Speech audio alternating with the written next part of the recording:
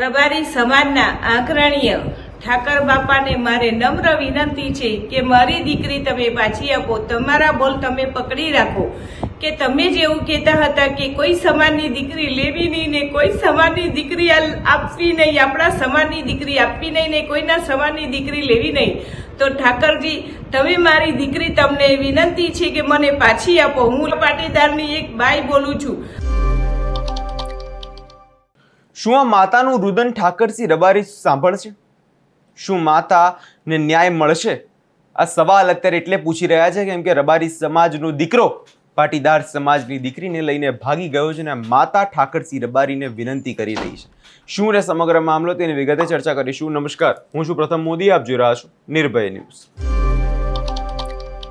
ગુજરાતમાં છેલ્લા કેટલાય સમયથી આપણે જોયું કે આંતરજ્ઞાતીય લગ્ન મુદ્દે વિવાદ સર્જાયો અને તાજેતરમાં જ એક ઉદાહરણ જોયું કે કિંજલ રબારીનો વિવાદ સામે આવ્યો અને કિંજલ રબારી જે ચૌધરી સમાજમાં લગ્ન કર્યા હતા, જે બાદ આપણે જોયું કે રબારી સમાજ એકઠો થઈ ગયો, રબારી સમાજના આગેવાનો મેદાને આવી ગયા, ઠાકરસિંહ રબારી મેદાને આવી ગયા અને વાત એવી કહેવામાં આવે છે કે બે સમાજો ભેગા થયા, બે સમાજના આગેવાનો ભેગા થયા અને જે બાદ એક સમાધાન નીકાળવામાં આવ્યું જેમાં દીકરીને પોતાના સમાજમાં જે ચૌધરી સમાજે પરત કરી દીધી. જેમાં જોવામાં આવે છે કે રબારી સમાજની આમાં જીત થઈ છે, ઠાકરસિંહ રબારીની જીત થઈ છે કેમ કે જે એમણે મુદ્દો ઉપાડ્યો હતો તેના કારણે.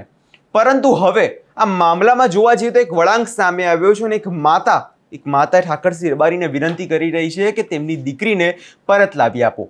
સૌ પ્રથમ તો એ માતાને સાંભળી લે કે તેમનું શું કહેવું છે. રેણુકાબેન અનિલભાઈ પટેલ, ગામ લસુંદરા, તાલુકો કટલાલ, જિલ્લો ખેડા. મારી દીકરી પલકબેન અનિલભાઈ પટેલ સવારે કોલેજ જવા નીકળી હતી. દરરોજ બપોરે 2 કે 3 વાગે પાછી આવે. એ પરત પાછી ન આવતા મેં એને ફોન કર્યો, ફોન લાગતો ન હતો, સ્વિચ ઓફ આવ્યો. તો સાંજે 2-3 વાગ્યા સુધી એનો 4 વાગ્યા સુધી ફોન સ્વિચ ઓફ આવ્યો. તો એમને શોધખોળ ચાલુ કરી. શોધખોળ ચાલુ કરતા અમને 9-10 વાગ્યા સુધી શોધખોળ ચાલુ જ રાખી. ન મળી તો અમે પોલીસ સ્ટેશન જઈ જાણ કરી કે મારી દીકરી ઘરે પરત ફરી નથી, મારી દીકરી શોધવામાં મને મદદ કરો. મદદ કરતા 2-4 દિવસે જાણવા મળી પોલીસમાં કે બેન તમારી દીકરીએ લગ્ન કરી લીધા છે પણ મારી મરજી મને ખબર નથી, મારી મરજી નથી.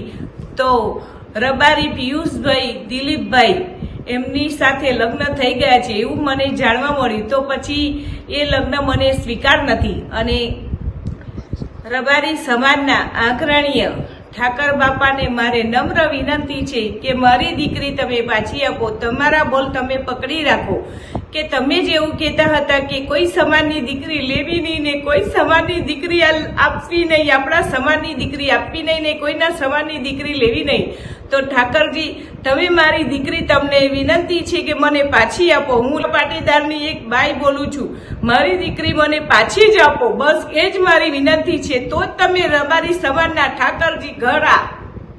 જે રીતે તમે આ માતાને સાંભળ્યા, માતાનું એવું કહેવું છે કે તેમની દીકરી જે છે તે પાટીદાર છે અને જે રબારી સમાજનો દીકરો છે તે તેમની દીકરીને લઈને ભાગી ગયો છે. તો ઠાકરસિંહ રબારીને વિનંતી કરી રહ્યા છે કે તેમની દીકરીને પરત લાવી આપે કેમ કે જે રીતે ઠાકરસિંહ રબારીએ કીધું હતું કે આપણે કોઈની દીકરી લેવી નહીં અને આપણી દીકરી આપવી નહીં, જે નિવેદન આખું ચર્ચામાં આવ્યું હતું, જે બાદ હવે એક માતા રડીને ઠાકરસિંહ રબારીને વિનંતી કરી રહી છે કે તેમની દીકરીને પરત લાવી આપો. કેમ કે જે રીતે જોવા જઈએ તો દરેક સમાજના રિવાજો અલગ હોય છે, દરેક સમાજના નીતિ નિયમો અલગ હોય છે, પરંતુ જ્યારે કોઈ દીકરી ભાગી જાય છે ત્યારે માત્ર તે દીકરી નથી ભાગતી, જે તેની સાથે આખો પરિવાર તૂટી પડે છે. કેમ કે જે રીતે છેલ્લા કેટલા દિવસ સુધી આ વિવાદ જે છે ચર્ચામાં આવ્યો છે અને આ વિવાદના કારણે ગુજરાતનું રાજકારણ પણ જોવા જઈએ તો ગરમાઈ ગયું છે. કેમ કે જે રીતે બે સમાજો ભેગા થયા, ચૌધરી સમાજ ભેગો થયો, રબારી સમાજ ભેગો થયો અને આ બધાની વચ્ચે અત્યારે પાટીદાર સમાજની આ દીકરી જે ભાગી ગઈ છે તે ભાગવાથી જે છે હવે ઠાકરસિંહ રબારી પર ઘણા પ્રશ્નો ઊભા થઈ જશે. કેમ કે જોવામાં આવે તો જે રબારી સમાજનો દીકરો જે પાટીદાર સમાજની દીકરીને લઈને ભાગી ગયો છે, તો શું ઠાકરસિંહ રબારી મેદાને આવશે અને દીકરીને પરત કરશે?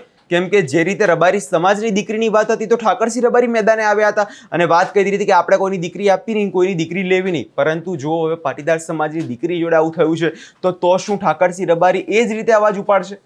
કે હવે આ મુદ્દો જે છે ખૂબ ચર્ચામાં આવ્યો છે અને જેના કારણે હવે સવાલો ઠાકરસિંહ રબારી પર પણ ઉપડી રહ્યા છે કે ક્યાં સુધીમાં દીકરીને પરત કરવામાં આવશે.